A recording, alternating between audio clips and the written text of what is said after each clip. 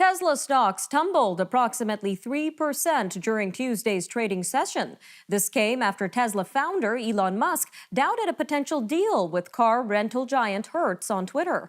The deal to supply 100,000 Tesla Model 3 electric vehicles to Hertz by the end of 2022 was announced last week. The $4.2 billion deal is being called the biggest rental car order for electric vehicles ever. The announcement propelled the company's market capitalization to $1 trillion for the first time.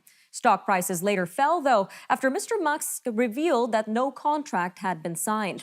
However, the trillion-dollar valuation is the latest indication of how Tesla continues to disrupt the automotive market. Well, joining us now to provide some insight behind disruptive companies just like Tesla is Brendan Caldwell, director of Caldwell Securities Ltd. Brendan, welcome back to Forum Daily.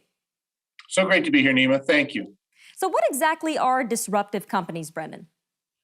Well, for those of us that are around any length of time, like the last 5 years, but even longer, you've seen new technologies replace the way that business has always been done for a very long time. So whether it's the traditional car companies like General Motors and Chev, all of a sudden the hot new thing are these electric car companies, or whether it's a company like Hertz, where you've got the business of renting cars. I mean, you go to a new town, you rent a car, you drive, you return the car, of being outmaneuvered by Uber, which is a new way of getting around. And of course, that's disrupted the taxi business as well. So there's been an awful lot just in the transportation area that has disrupted the way things have always been done.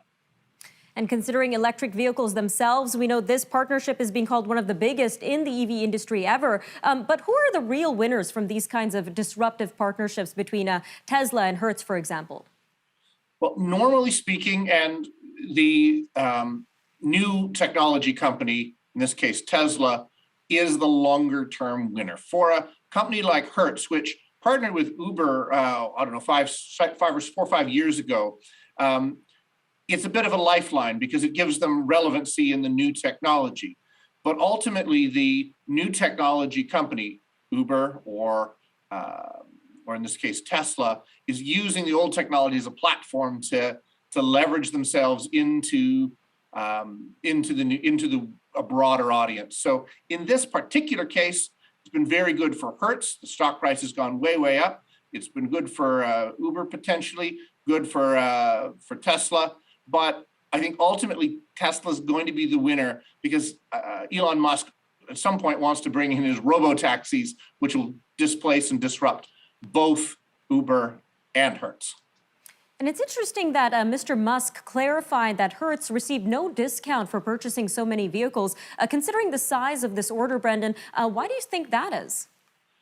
Well, because again, Hertz needs this. This is an important deal for Hertz. It helps them more than it helps Elon. It's a nice to have for Tesla, but not a must have. So, and again, 100,000 cars, it seems like a big number, but even for Tesla at the rate that they're going, this is not it may be the largest single order, but it's not large in the grand scheme of the number of cars they're making at this point.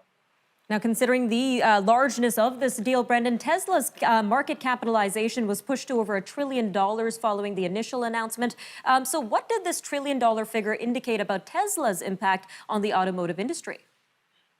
Well, it's big, obviously. It's being valued not as just a car company, but a disruptive technology company. And again, we sometimes have a hard time of thinking about that. There was a woman named Barbara Gray who wrote Secrets of the Amazon. And I'm going to put a shameless plug in for her because it's been very helpful in my own thinking. I even pulled up a couple of her books because we thought of Amazon, a decade or more ago as a way of getting books. But books were really just the stepping off point to do something much bigger. And now if we flash forward to the present, Amazon dominates all of retail. So too is Tesla. It's not about electric cars. It's about the technology that'll dominate, to begin with, all of transportation. And then we see where we go from there. So it's not just about making cars, whereas GM and the other car companies are about making cars. All right, Brendan Caldwell from Caldwell Securities Ltd. Always great having you on the show. Thank you again for your time today. Thank you, Nima, very much.